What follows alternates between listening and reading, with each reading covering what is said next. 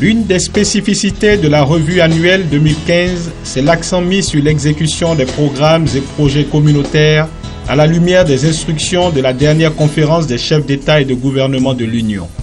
Au titre de la gouvernance économique et de la convergence, la loi portant création de la Cour des comptes a été adoptée. Au titre du marché commun, le niveau d'application des tests sur l'union douanière s'est amélioré. Au titre des politiques sectorielles, il a été signalé que des progrès restent à faire. La revue du portefeuille des programmes et projets communautaires indique une lenteur dans la réalisation des activités. Cette situation est essentiellement imputable aux lourdeurs dans les procédures administratives et financières, notamment en matière de passation de marchés publics. À cet effet, la revue annuelle 2015 recommande, pour plus d'efficacité, la mise en place d'un mécanisme de suivi plus rapproché. Il conviendrait également que la pression des autorités nationales soit permanente sur les gestionnaires et sur tous les acteurs impliqués dans la mise en œuvre des projets et programmes de Côte d'Ivoire. Vous conviendrez avec moi que les programmes et projets offrent plus de visibilité sur l'action de la Commission au profit des populations et permettent de mieux appréhender les réalisations du gouvernement en leur faveur à travers l'appui financier de l'UEMOA. C'est pourquoi il apparaît nécessaire de renforcer les actions visant à accélérer la réalisation des actions concrètes sur le terrain. Je puis vous assurer, Madame la Ministre, que la Commission, pour sa part, mettra tout en œuvre pour accompagner la Côte d'Ivoire et ce dans l'intérêt des populations.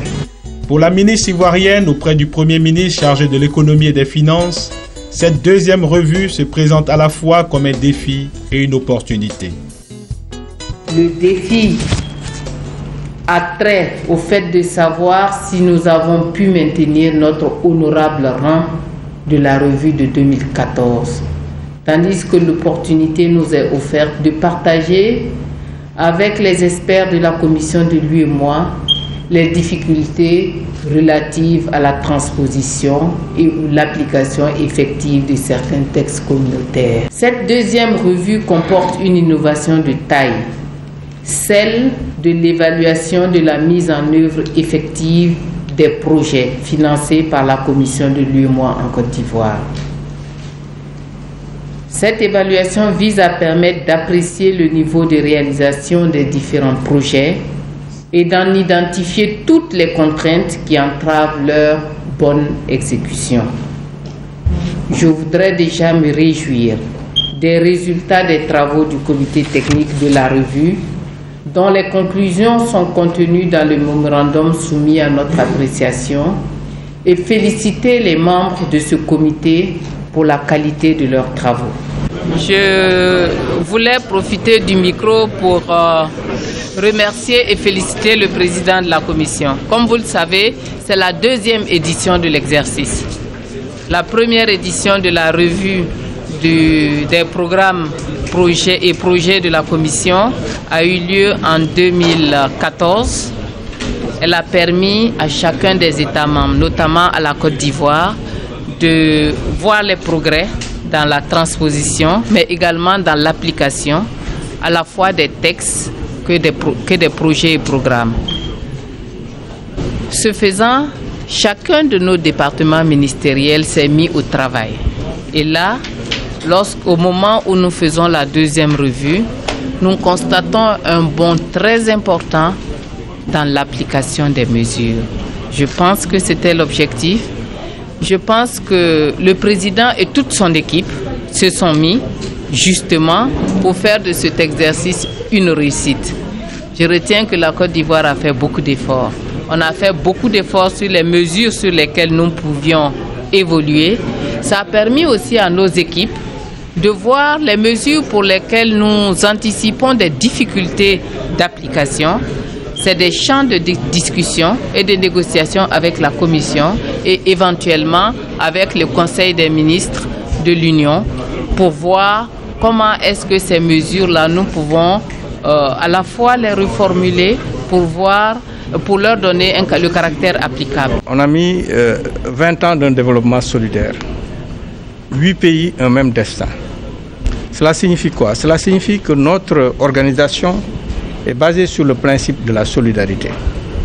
Il ne faudrait pas que nous ayons des pôles de surcroissance et des pôles qui sont affaiblis. C'est pourquoi nous essayons de faire en sorte que tous les pays puissent avoir le même rythme ou s'accrocher à un moteur qui a un rythme plus élevé pour aller de l'avant tous. C'est pourquoi je voulais expliquer que cet exercice que nous sommes en train de faire n'est pas à proprement parler un exercice d'audit. Il ne faut pas le comprendre comme un exercice d'audit. C'est un exercice pour faire le point dans les différents pays et permettre de manière solidaire aux 8 pays de pouvoir cheminer ensemble, donc 8 pays, un même destin. L'Union économique et monétaire ouest-africaine, UEMOA, qui regroupe 8 pays de l'Afrique de l'Ouest, dont le Bénin, le Burkina Faso, la Côte d'Ivoire, la Guinée-Bissau, le Mali, le Niger, le Sénégal et le Togo, est une organisation ouest-africaine qui a comme mission la réalisation de l'intégration économique des États membres. La commission de l'UEMOA exerce en vue du bon fonctionnement et de l'intérêt général de l'Union le pouvoir d'exécution délégué par le Conseil des ministres. Elle exécute le budget et transmet à la conférence et au Conseil des recommandations et avis qu'elle juge utiles à la préservation et au développement de l'Union. Le siège de la commission est à Ouagadougou au Burkina Faso. Le comité interparlementaire, quant à lui, préfigure le Parlement de l'Union qui sera chargé du contrôle démocratique des organes de l'Union. Son siège est à Bamako, au Mali.